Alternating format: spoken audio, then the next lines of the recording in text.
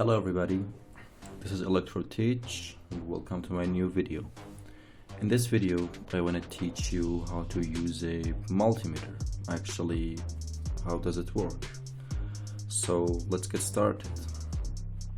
Alright, this is one of the cheapest multimeters which I found, and it has lots of parts, actually lots of modes.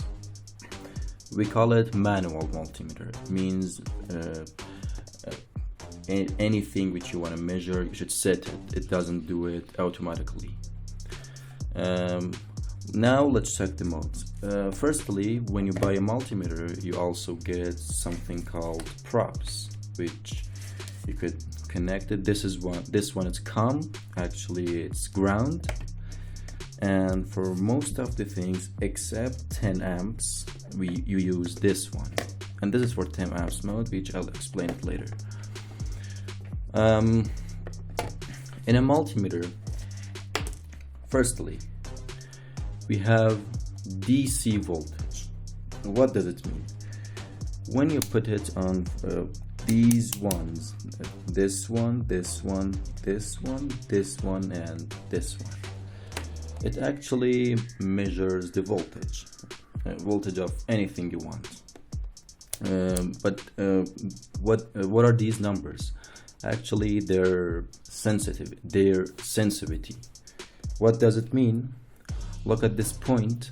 For example, when I put it on 20 volts, the maximum voltage which it can measure is 20 volts. Not exactly 20, it's 19.99 volts. As an example, if I measure the voltage of my power supply, I set it to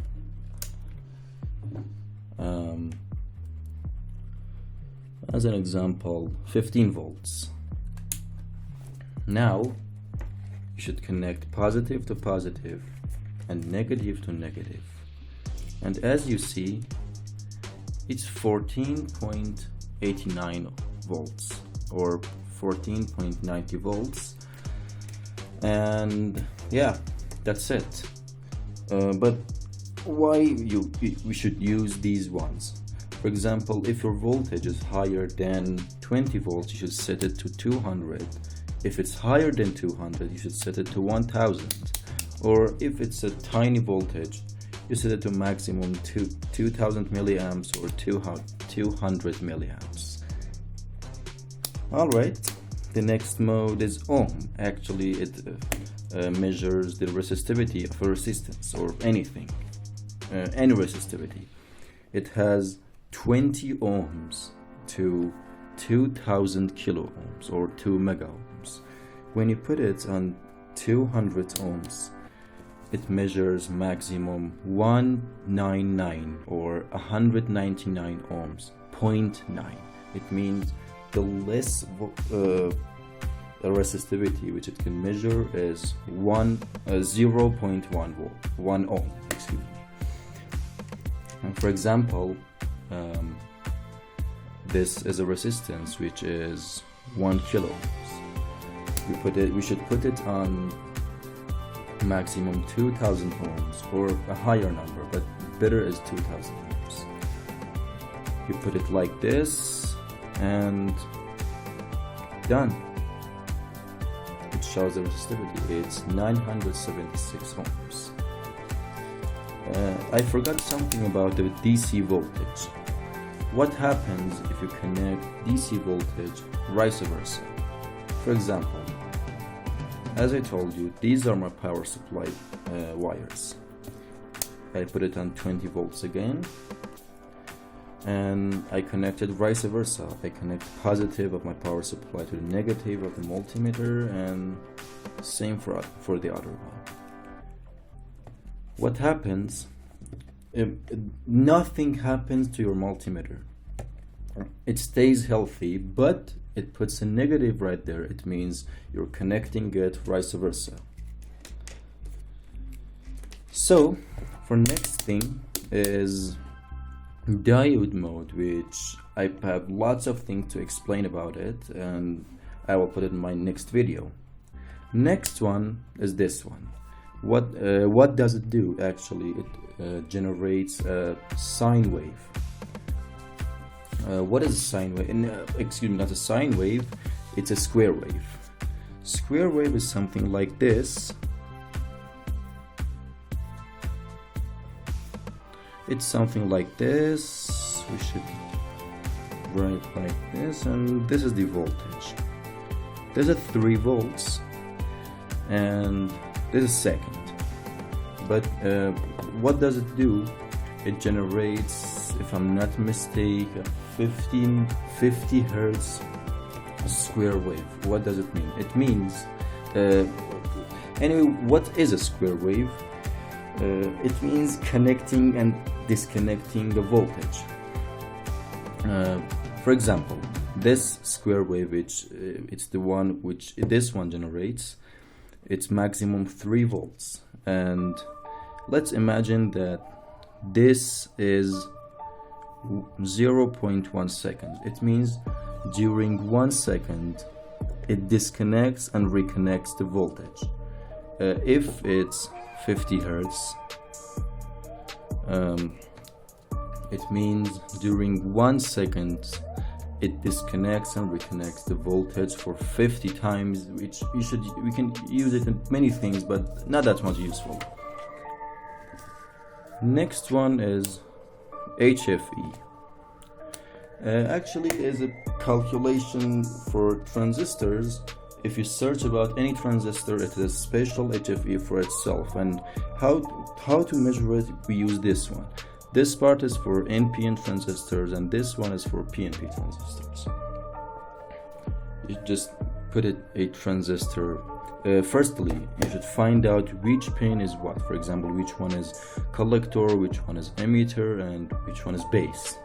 And then you should put it inside this one, and it shows a number, which we call it HFE. But it's not too much required now too, because you can Google it. For any transistor, if you Google it, it shows the resistivity. Next part is DC current. What is DC current? Actually, when you put it on DC current, it measures the current. It's clear. But how should you use it? You shouldn't use it like in parallel. I mean, when you, for example, when you put it on 10 amps, I told you before that if you use 10 amps, you should put it here. If you connect the positive to positive and negative to negative, which I'm not doing it right now, it's not gonna burn your multimeter if it is not higher than 10 amps.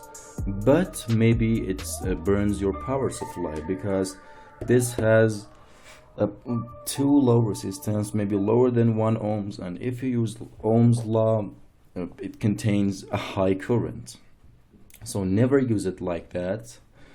For example, when you want to measure the current, you should put it inside a circuit. But how? It is like this. You connect the positive to positive, negative to, for example, the negative of your resistance. Then we know, according to Ohm's law, this is a 1 kilo ohm resistor, and it means it should have a tiny current. So we just put it on 20 milliamps. So I told you before that it's 10. We should use this one only for 10 amps. We put it on this one. That's 20 milliamps, and then I'm gonna use set my power supply's voltage to 20, and that's it.